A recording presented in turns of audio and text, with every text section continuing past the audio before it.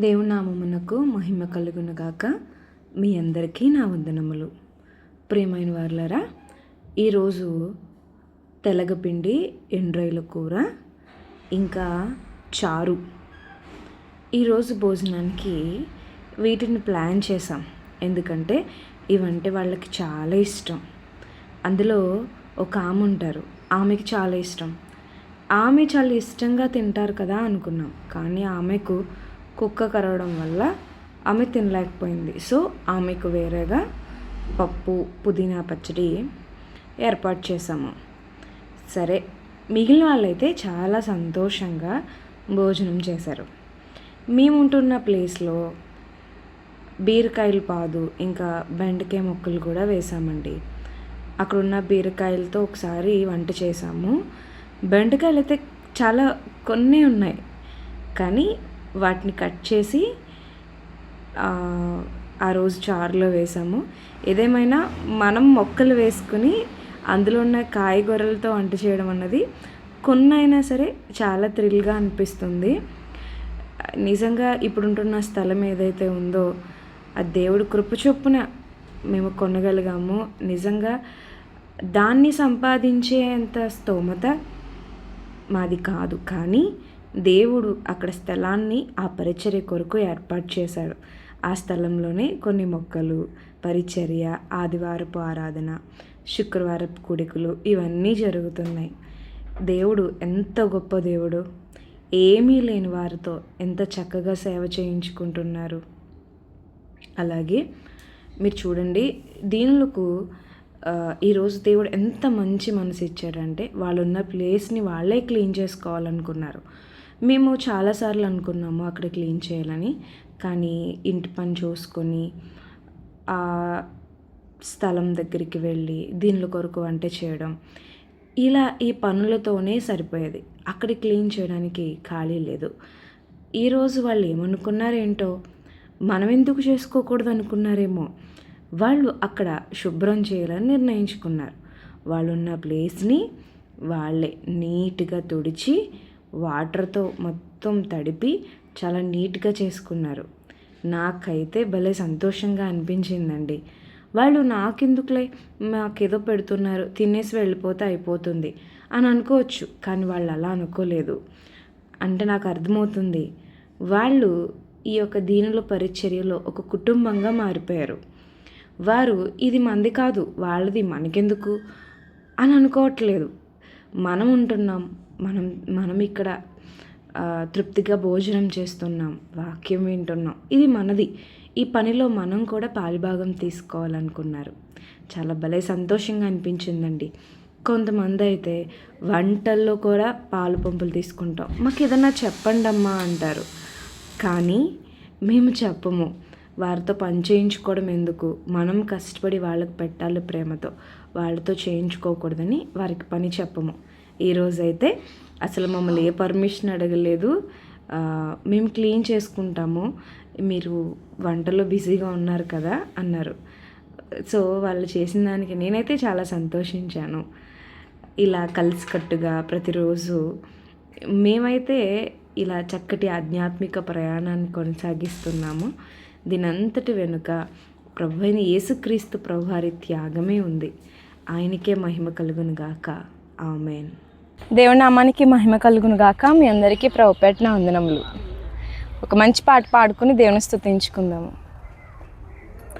మనసున్న మంచి దేవా,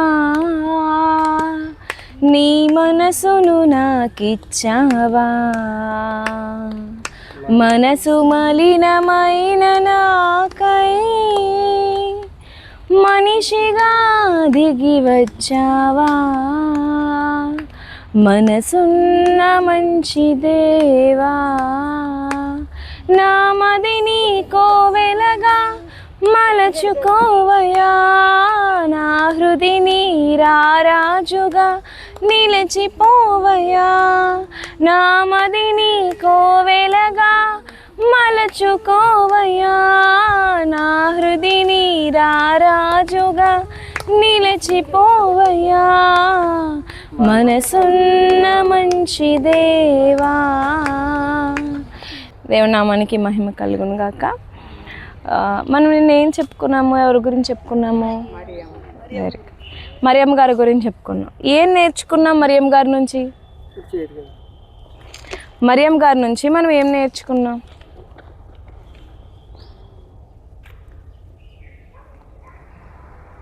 ప్రత్యేకంగా ఉండాలి, అందరిలా ఉండకూడదు. యేసుక్రీస్తు ప్రభువారిని పుట్టడానికి ఆ రోజు ఎంతోమంది స్త్రీలు, మరియమ్మనే దేవుడు ఎందుకు ఎన్నుకున్నాడు అంటే ఆ రోజున్న స్త్రీ లేదు, ప్రత్యేకంగా ఉంది. మనం కూడా ప్రత్యేకంగా ఉండాలని నేర్చుకున్నాం.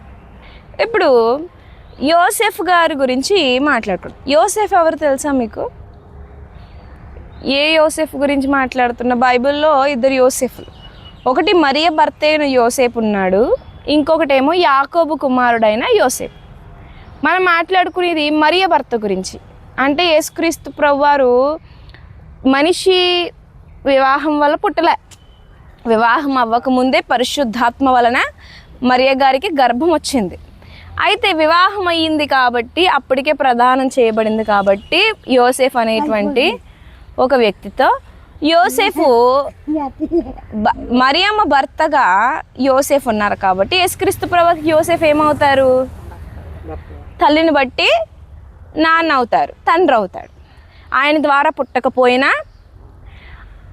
మరియమ్మ గారు భర్త కాబట్టి యేసుక్రీస్తు ప్రభువుకి అయినా తండ్రి అవుతాడు కదా. ఇది చాలా మంచి క్యారెక్టర్ అండి.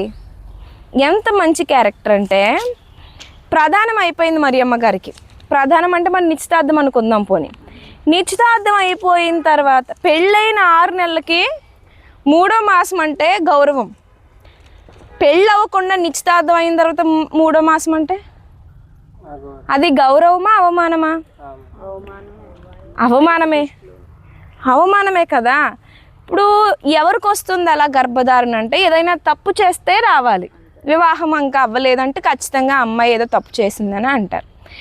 కానీ మరియమ్మకి తప్పు చేయలే, పరిశుద్ధాత్మ వలన గర్భము ధరించింది. అయితే ఈ విషయం ఎవరికి తెలియదు. ఎవరికి తెలుసు? మరియమ్మ గారికే తెలుసు.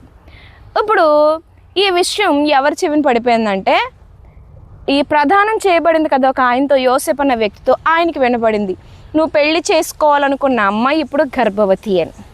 ఎవరైనా అయితే ఏం చేస్తారు? ఎవరినైతే విడిచిపెట్టడం కాదు, రాళ్లతో కొట్టి చంపేయమంటారు. అవునా? ధర్మశాస్త్ర ప్రకారంగా స్త్రీ తప్పు చేస్తే ఆమెను ఏం చేసేవారంటే రాళ్లతో కొట్టి చంపేసేవారు, రాళ్లతో కొట్టేవారు. వేరే పురుషుడైతే ఇలా నన్ను మోసం చేసింది, నాలో ఆశలు కలిపింది, నన్ను మోసం చేసింది, ఇలాంటి స్త్రీ బ్రతుకుండకూడదు అని చెప్పాలి. ఊర్లోంచి వెలివేసేలా చేసేయాలి, పరువు తీసేయాలనుకోవాలి. మనం చూడండి, నన్ను అంటదా, ఎలాగ తిరుగుతుందో చూస్తాను రోడ్డు మీద, నన్ను అంటదా, ఎలాగ తిని ప్రశాంతంగా ఉంటుందో చూస్తాను, నన్ను అంటదా, రోడ్డుకి ఈడ్చేస్తాను అనేవాళ్ళని చూసారా మీరు? ఉన్నారు కదా. రోడ్డుకి ఈడ్చేస్తాను, తలెత్తుకుని ఎలా తిరుగుద్దో చూస్తాను. వినండి మా ఏంటి ఏంటి వాళ్ళు ఎలా అన్నా సరే వీధికి ఎక్కించి వాళ్ళ పరువు తీసేయాలని కంకణం కట్టుకుంటారు. అవునా? అయితే యోసేఫ్ గారు ఏమనుకున్నారంటే తెలుసా? చూడండి, చూస్తే మత్తయి సువార్త 18వ అధ్యాయం 18వ వచనంలో యేసు క్రీస్తు జనన విధం ఎట్లనగా, ఆయన ఎలా పుట్టారంటే, ఆయన తల్లి అయిన మరియా యోసేపునకు ప్రదానము చేయబడిన తర్వాత, ఇంకా పెళ్ళవలే, ప్రధానం మాత్రమైంది. తర్వాత వారు ఏకము కాకమునుపు ఆమె పరిశుద్ధాత్మ వలన గర్భవతి, అంటే ఒక కన్యగా ఉన్నప్పుడు ఆమె గర్భం ధరించింది. ఆమె భర్త అయిన యోసేపు నీతిమంతుడంట. ఎవరంటండి? ప్రదానం చేయబడ్డ అబ్బాయి చాలా మంచోడు, నీతిమంతుడయ్యుండి ఆమెను అవమానపరచునల్లక, అంటే అవమానపరచలేక రహస్యముగా ఆమెను వదిలేద్దాం, విడనాడదాం ఉద్దేశించాడంట. అంటే గోల చేయకుండా, గొడవ చేయొచ్చు, గోల చేయొచ్చు, నన్ను మోసం చేసింది అని.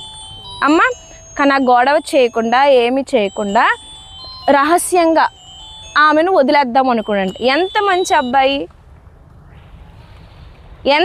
మరి యోసెఫ్ గారి గురించి మనం ఏం నేర్చుకోవాలంటే, నిజంగా మనకు అన్యాయం ద్రోహం జరిగినా మనము ఎవరిని అవమానపరచకూడదు. వాళ్ళు సిగ్గు తీసేయాలంటారు కొంతమంది.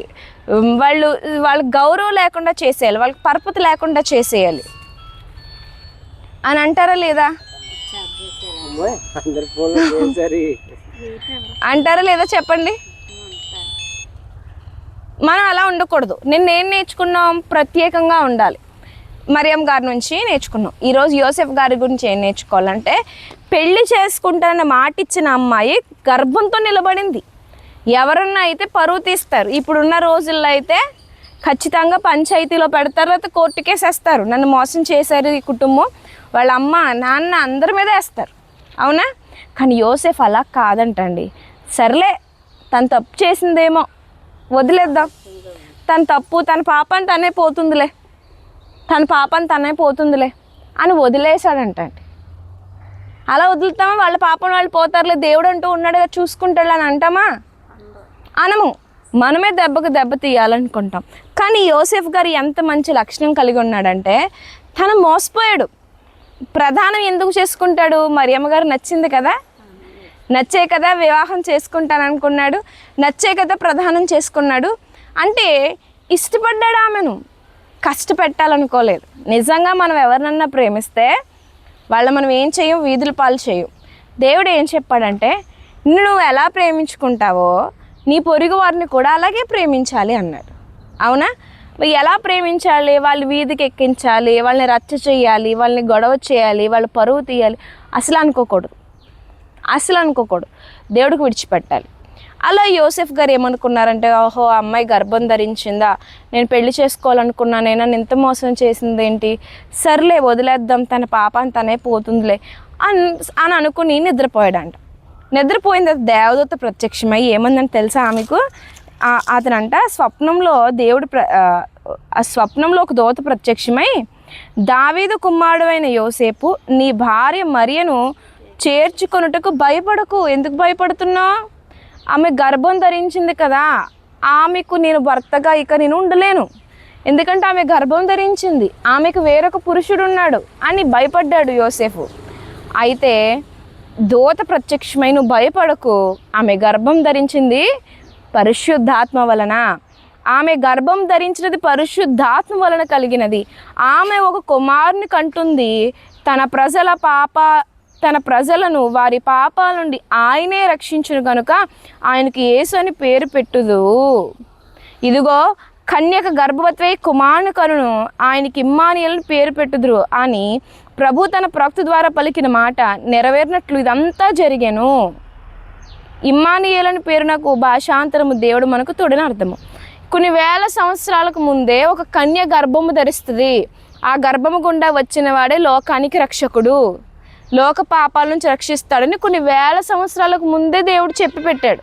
ఆ వాక్యాన్ని జ్ఞాపకం చేస్తూ, ఆల్రెడీ వాక్యం చదువుకున్నావు కదా, కన్యక గర్భం ధరిస్తుందని. ఆ కన్య ఎవరో కాదు, నీ భార్య అయిన మరియయే. ఆమె ఏ తప్పు చేయలేదని అనగానే యోసేఫ్ ఆమెను ఏం చేశాడు? చేర్చుకున్నాడు, భార్యగా స్వీకరించాడు. నిజంగా ఎంత మంచివాడు యోసేఫు. దేవుడు మాటకి వెంటనే విధేయత చూపించాడు. ప్రభు ఎంత కన్య అయినా మరి నీకు తెలుసు నాకు తెలుసు కన్య అయినా మరి అని, మిగతా వాళ్ళు మరి నన్ను చిచ్చి ఇలాంటి దాన్ని చేసుకున్నాడేంటి అని అంటారు కదా అని సమాజం వైపు చూడలే, దేవుణ్ణే చూశాడు యోసేఫు. అర్థమైందా? మీరు కూడా యోసేఫ్ లాగా 2 విషయాలు నేర్చుకోండి. మొదటిది, నీకు ద్రోహం జరిగిందని ఎవరిని వీధిని పెట్టాలనుకోవద్దు. దేవుడంటూ ఉన్నాడు, ఆయన న్యాయం చేస్తాడు. రెండవదిగా, దేవుడు ఒక పని చెప్పినప్పుడు చేయడానికి ముందుకు వెళ్ళు. వాళ్ళు ఏమనుకుంటారు వీళ్ళు ఏమనుకుంటారు అన్నది పక్కకు పెట్టండి, దేవుడు చెప్పిందే చేయండి. అప్పుడు ఈ లోకంలో మీరు సంతోషంగా ఉంటారు, మరణించిన తర్వాత కూడా దేవుడు మీకు నిత్య జీవితాన్ని ఇస్తాడు. ఈ మాటలు మీలో ఫలించునుగాక. ఆమేన్. ఈరోజు ఎవరి గురించి చెప్పుకున్నామండి? మరియ భర్త అయిన యోసెఫ్ గారి గురించి. మళ్ళీ నేను రేపు అడుగుతాను ఎవరి గురించి చెప్పానని, సరేనా? ప్రార్థన చేసుకుందాం. పరిశుద్ధుడా మా ప్రియ పరలోకపు తండ్రి, చక్కటి మాటలు తండ్రి మీ బిడ్డలకు వివరింప చేసినందుకు కృతజ్ఞతలు ప్రభువా. నాయన యోసేఫ్ గారి గుణలక్షణాలను మాలో కూడా ఉంచండి తండ్రి. దేవా నాయన మేము తండ్రి ఎవరిని అవమానపరుచుకున్నా మాకు జరిగిన అన్యాయమును దేవా నాయన మీకు అప్పగించి మౌనంగా ఉండడం మాకు నేర్పించండి. నాయన మీరు బయలుపరిచిన విషయాన్ని భయపడకుండా చేయడం మాకు నేర్పించండి తండ్రి. మా చుట్టూ ఉన్న వాళ్ళను కాకుండా మిమ్మల్ని మాత్రమే చూసే కృపనివ్వండి. మీ కృపలో మమ్మల్ని జ్ఞాపకం చేసుకోమని ప్రాధేయపడుతూ యేసుక్రీస్తు ప్రభువారి పరిశుద్ధ నామమున ఈ ప్రార్థన మనం అడిగి వేడుకుంటున్నాము కన్న తండ్రి. ఆమేన్. అందరికీ నా వందనాలు.